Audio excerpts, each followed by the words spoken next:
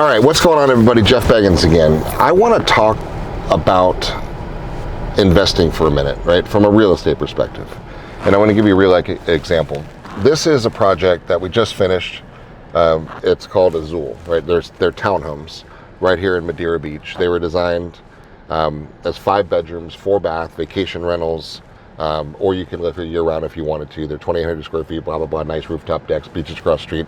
That doesn't matter. The point is, I was talking with somebody yesterday who was talking about buying one of these, and he was saying, man, I don't know if it makes sense. So I said, well, let's figure out what doesn't make sense. He goes, well, it's $1,695,000. I said, yeah, 1.695 million bucks. He's like, that's a lot of money. I said, well, let's look at it differently, right? And this is the conversation I want to have with you guys for a second, because I just want you thinking differently. And I'm going to use hypothetical numbers here, because I'm not giving you investment advice. I'm giving you real estate, real life advice about what's going on. So this particular project, 1.695 million bucks. It's not 1.695 million dollars. It is if you pay cash, but there's power to proper leverage, right? And so I was talking with this guy because he didn't have $1.695 million, but he had several $100,000 to invest. And I said, well, let's look at it a different way. Because in order to put your down payment, I've got a debt service coverage ratio loan lender, a guy named Mike Wiles. He's closed 4 of them in this building project for me in the last month, right? And here's how it works: 20% down, and they do their independent analysis on what they believe these will bring in on a nightly basis on there.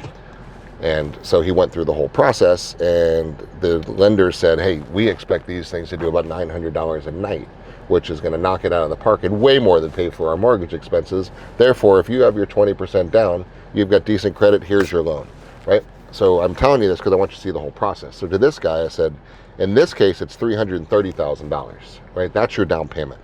So do you have $330,000? He says, yeah. I said, okay, you can now leverage this $330,000 to buy a $1.695 million asset, and here's a lender that will give you the money for the balance because they believe that it can rent it out. Now you go talk to the rental companies and make sure they believe also that it will cover itself. Now I've sold 12 of these, so a lot of people are confident about these numbers, right? So then I said, now you're gonna have to put probably 50 grand in to furnish it to get it ready to be rented. So now your 330s, now 380, let's round it up, it's 400 grand. And there you go.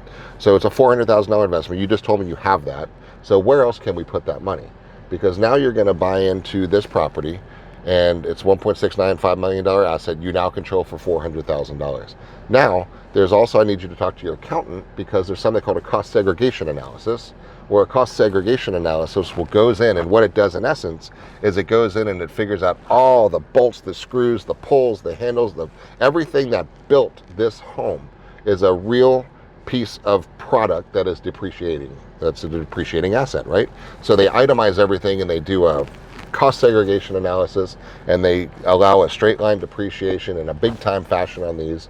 And I'll just ballpark hypothetically, because I'm not a cost segregation guy, but a lot of people in here did it already, and they were almost $250,000, right? So let's use a $200,000 hypothetical. So $200,000, what that means is you're able to depreciate $200,000 on your income for this year, right? So 2025, when you do your income for your taxes, you could depreciate 200 grand off of your income in year one.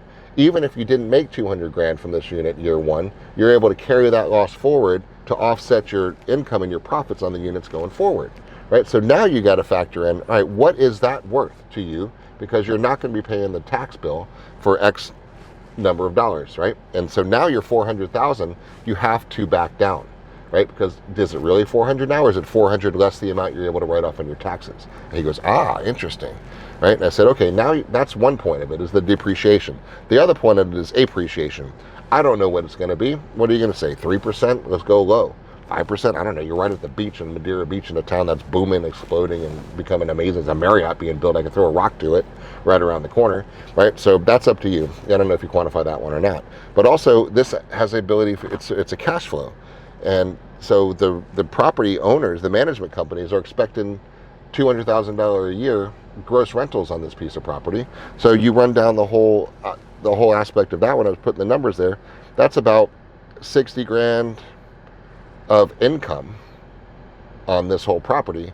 So if you say, all right, I'm going to make 60 grand a year out of my $200,000 gross, we're just using those numbers, that's a 15% return on my $400,000. Now, if I'm bringing in $200,000 a year on this asset I bought for $1.69 million, go ask any investor on the planet, that puts a valuation of this one close to $2 million.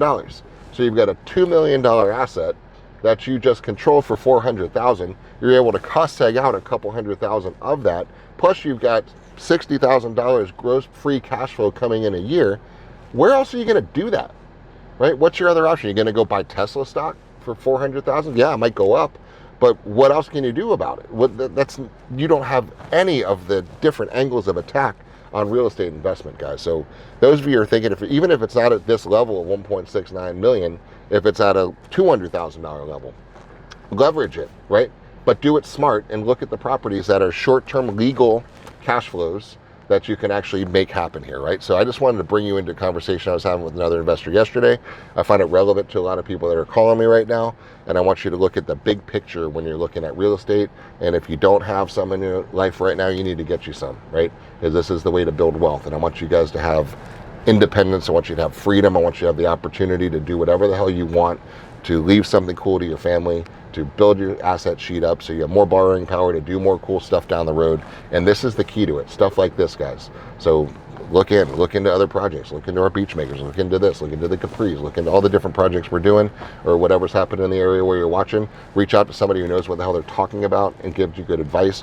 Make sure you're getting with a great tax advisor, make sure you're getting with a good financial planner, and build it all together. Because this is, in my opinion, and it's worked really well for me, right? Real estate is an unbelievable wealth builder. So take the advice, do with it what you will, but that's a great example for you. Talk to you later.